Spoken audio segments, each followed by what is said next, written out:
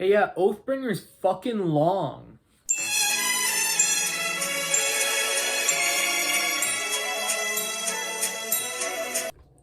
So, Oathbringer is the third book in the Stormlight Archive, which fucking boggles my mind because the climax felt like the end of a series to me. So, that's what I'm going to be investigating this time. Because, yes, great character work, as per usual, great setting stuff. Kudos all around to Sanderson. I mean, what else do you expect from me at this point? I am a Sanderson simp, okay? I'm a Sanderson simp. Oh no. Anyways, the thing I want to focus on for Oathbringer in terms of what to like look at as a writer is pacing. Because holy shit, this is a big fucking book. It's so big that when I got the mass market paperbacks, I couldn't handle it because the spine is so thin. My mass market paperback almost ripped in half. Okay, and I was like halfway through part one, so I got rid of the mass market paperback and I bought an ebook. I never buy ebooks. That's how big this thing was. And also, I don't have the money for a hardback or a paperback that's not ass. So I didn't really have a choice. But yeah, it's a big book. And you sometimes you wonder to yourself, "Hey, how the hell am I still like into this 400,000 words later?" Like, you'd think I'd get tired of it eventually. Alas, no. It is still engaging, and uh it's it's good. And I myself have never written something bigger than 200,000 words. So my goal here is to figure out how the shit does someone keep an epic fantasy that big so engaging. And obviously, I don't think I have to say it, but there are spoilers for Oathbringer. Like, yeah, no shit. If you care about spoilers, go read the book. It's sort of the point of these videos anyways. Like, go read the book and learn something from it. And also figure out what's going on in the story so that way you don't yell at me when I spoil it.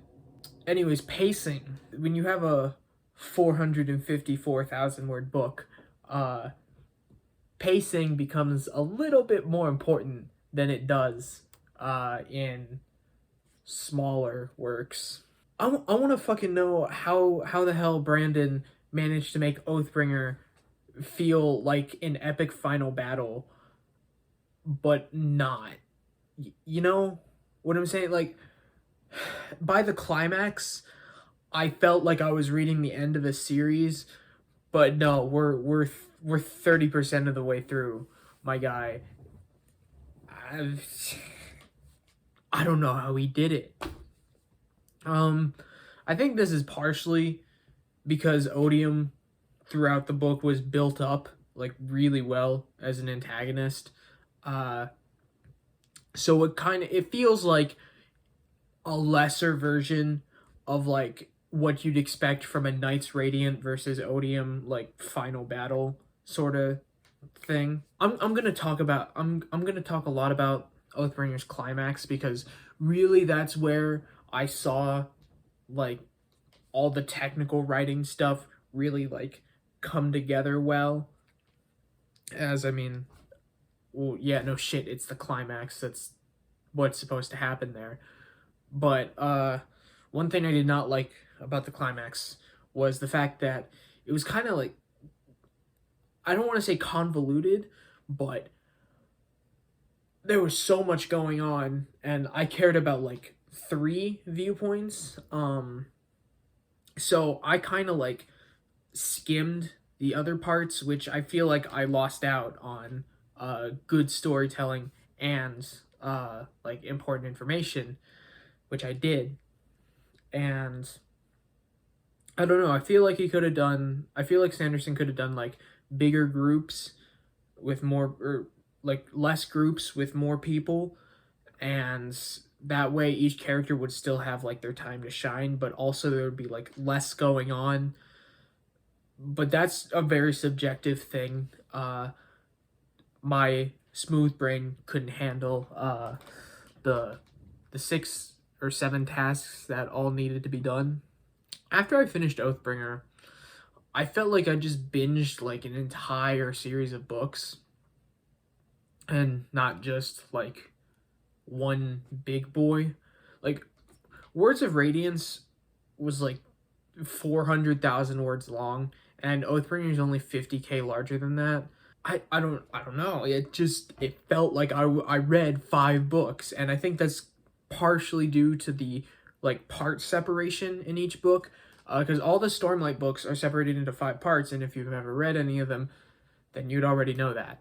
And I noticed it a little in Words of Radiance, and in Way of Kings, I just didn't fucking notice it was there.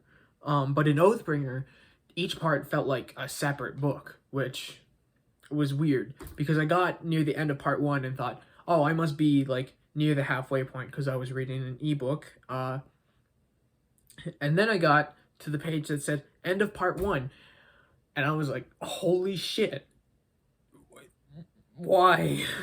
With epic fantasies like Stormlight, pacing is really of like the utmost importance. I found that like while writing my own works, I often fall into a pit of trying to fit every single cool idea I've had for a story into that one book. And I mean, it's so fucking long. It feels natural, but like even your average epic fantasy is like twice as long as your average sci-fi. But if you don't maintain that control of like not vomiting every single idea you have for that story and or that world into the same book, you kind of fall into this like I call it the shonen anime trap, where a la Bleach style, you sort of just have to rely on ramping up the power level of your characters to with stuff that may not even make sense in order to like keep stakes high. I think the reason I felt the part separation so hard in this book is because Brandon used that separation in a way that allowed him to put a fuck ton of stuff into a book without overwhelming the reader. And he's probably been doing this since book 1, but it's just really noticeable here because I think Oathbringer really needed it. In each part, the cast has like a separate overarching goal. In part 1, Kaladin has to scout out the Voidbringers. Part 2, Dalinar has to build up his coalition. Part 3, try to liberate Kholinar. Part 4, escape Shadesmar. And Part 5, defend Thaylen City. And with each of these separate goals and each of the parts comes a very distinct setting, which I think also helped separate the parts from each other. I think separating your story by goal is something that's worth trying as like an archetypal story structure, similar to like 3-act structure of the hero's journey, just less like uniform, because you don't necessarily have to have five goals. You can have as many goals as you want, but like that's how you separate the parts of the story. Look, as far as I'm concerned, Brandon wrote 5 books and mashed them together into one, and that's not necessarily a bad thing. The idea that it was one coherent story was still there throughout the entire book, but each part really felt like its own thing. And big picture pacing, also known as the pacing that just deals with the whole general arc of the story, I think is really more about information management once you break like the 300k words threshold. So if you're writing one and you feel you're having trouble keeping everything under control, I would highly recommend giving Oathbringer a read or a reread. So that was the one big thing I took away from Oathbringer, other than just being a good fucking book. If y'all want, you can leave a like or subscribe if you want more of my ramblings.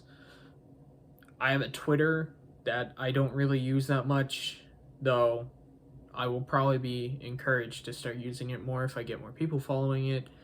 I have an Instagram. I watch more videos, maybe. I don't know. Yeah, just do whatever you want. It's your life, man. But like, write your book to.